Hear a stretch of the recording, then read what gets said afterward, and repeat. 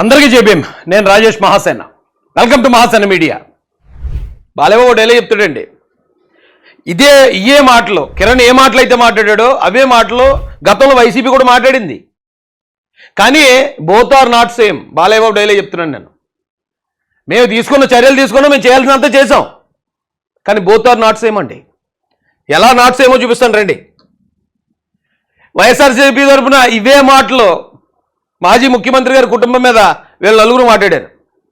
వల్లభనేని వంశీ, దొరంపూడి చంద్రశేఖర్ రెడ్డి, కొడాలి నాని, అంబటి రాంబాబు. ఇప్పుడు అవే మాటల్ని ఐటీడీపీ కార్యకర్త అని చెప్పబడుతున్న కిరణ్ మాట్లాడాడు. సేమ్ అవే మాటలు, ఏం తేడా లేదు. కానీ ఇతను ఏమైందండి, ఇతను ఒక యూట్యూబ్ ఛానల్లో మాట్లాడాడు. యూట్యూబ్ ఛానల్ మాట్లాడిన వెంటనే దాన్ని వాళ్ళు డిలీట్ చేసేశారు. ఈ లోపల వైసీపీ సోషల్ మీడియా తీసుకుని అదేదో పెద్ద గొప్ప ఘనకార్యం అన్నట్టు భారత ఉద్యమంకి అవమానం కదా మాటలు. నేను మాట్లాడినప్పుడు కూడా మాట్లాడి వినిపించలేదు, ఇప్పుడు కూడా వినిపించదలుచుకోలేదు. అలాంటి ఏమైనా ఉంటే అంత తొందరగా మర్చిపోతే అంత మంచిది. అదేదో పెద్ద ఘనకార్యంలాగా, అదేదో పెద్ద బంగారంలాగా వైసీపీ సోషల్ మీడియా మొత్తం నెత్తినెట్టుకుని ఊరేగుతుంది. ఊరేగితే పోయేది మన భారతం పరువే. ఏమంటే వెంటనే డిలీట్ చేస్తాడు. వెంటనే మీడియా ముందుకు వచ్చి క్షమాపణ చెప్పాడు. ఆయన క్షమించలేదు తెలుగుదేశం పార్టీ, అది వేరే విషయం.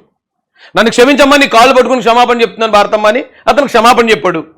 అయినా కూడా అతన్ని పార్టీని సస్పెండ్ చేసాం, అయినా కూడా అతని మీద కేసు పెట్టాం, అయినా కూడా అతను జైలుకి పంపించాం. అంటే వీళ్ళు నలుగురు సాధారణ కార్యకర్తలు కాదు. వీడి వయసు చిన్నది వయసు. అది కూడా యూట్యూబ్ ఛానల్లో అవతలోడు ప్రశ్న అడిగాడు, ఇలాగా పోలీసుల్ని గుడ్లోడు తీసుకొడతా అన్నాడు జగన్మోహన్ రెడ్డి అనే దాని క్రమంలో ఇతను నోరు జారేశాడు. అయినా క్షమించదగ్గ మాటలైతే కాదయ్యి. దాన్ని ఎవడూ యాక్సెప్ట్ చేయట్లేదు, ఎవడూ సపోర్ట్ చేయం కూడా. అయితే మరి వీళ్ళు మాట్లాడిన దానికి అలాగే ఏమన్నా ఫ్లోలో మాట్లాడారా? కంగారు లేదో అన్ఎక్స్పెక్టెడ్గా మాట్లాడారా? లేదు. పైగా వీళ్ళు ఏమన్నా కుర్రోళ్ళ?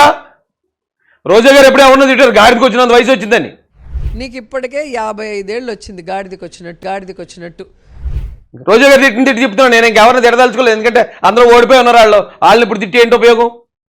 ఏమండి, వల్లభనేని వంశీకి 50 పైన ఉంటుంది వయసు, దొరంపూడి చంద్రశేఖర్ రెడ్డి గారికి 50 పైన ఉంటుంది, కొడాలి నాని గారికి 50 పైన ఉంటుంది, అంబటి రాంబాబు గారికి 60 పైన 70 పైన ఉంటుంది.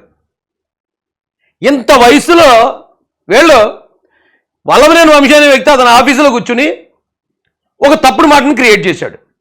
లోకేష్ వాళ్ళు ఏమైనా మీటర్లు వేస్తుందా? ఆడు 2 చెంపలు పగల కొడతా, వీపులు పగల కొడతా, మా నాన్న లాంటి కాదు, మీ నాన్న లాంటి కాదనే కదా నేను చెప్పేది. మీ నాన్న ఇంకా చాలా తెలుగుగలాడు. ఎలిమినేట్ మాధవరెడ్డి వచ్చే అంటూ మీ నాన్నడు తెలుస్తుంది. మాధవరెడ్డి పోలికలు ఎట్లా వచ్చినాయో మీ నాన్నడు తెలుస్తుంది. ఎలిమినేట్ మాధవరెడ్డిని ఎందుకు వచ్చి చేశారో నక్సలైట్లు మీ నాన్న అడిగితే తెలుస్తుంది. మాధవరెడ్డి పోలికలు ఎట్లా వచ్చినాయో మీ నాన్నడు తెలుస్తుంది.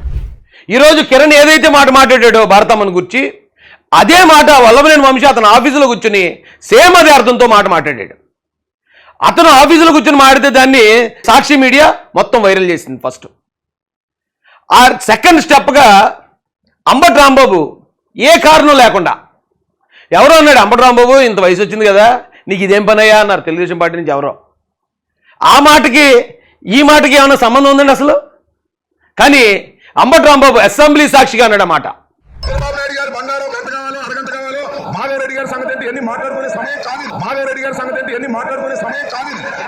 అంటే ఈ కుర్రోడు ఎక్కడో ఒక చిన్న యూట్యూబ్ ఛానల్లో ఎవరు అడిగిన ప్రశ్నకి అన్నాడు, దానికే అంత పనిష్మెంట్ తీసుకున్నాడు. అసెంబ్లీ సాక్షిగా, దేవాలయం లాంటి అసెంబ్లీ సాక్షిగా ఒక మంత్రి, బాధ్యత కలిగిన మంత్రి, 60-70 సంవత్సరాల కిందకు వచ్చిన మంత్రి సిగ్గు ఎగ్గు లేకుండా మాట్లాడాడు. ఆ రోజు మాట్లాడితే కొడాలి నాని సపోర్ట్ చేశాడు, అతను మంత్రి. అప్పుడే అదే అసెంబ్లీలో దొరంపూడి చంద్రశేఖర్ రెడ్డి అయితే ఇక డైరెక్ట్ దాని అర్థం పుట్టుక గురించి ప్రశ్న అడుగుతూ, అది ఎవరిని? గౌరవ స్పీకర్ని.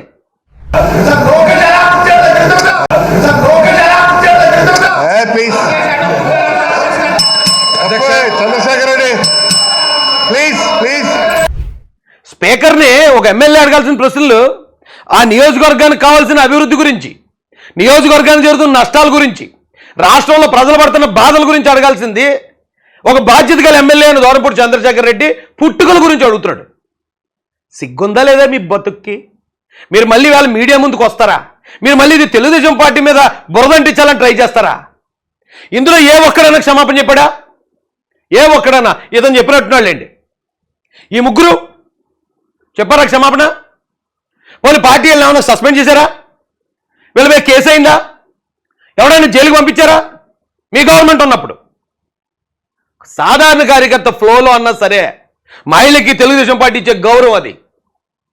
శత్రువు బారినైనా సరే సొంత అక్కలాగా చెల్లిలాగా చూసే ఆ వాల్యూస్ చంద్రబాబు నాయుడు గారు లోకేష్ గారికి కాదు తెలుగుదేశం కార్యకర్తలందరికీ ఉంది కాబట్టి కార్యకర్తను కూడా జైలుకి పంపించడం జరిగింది.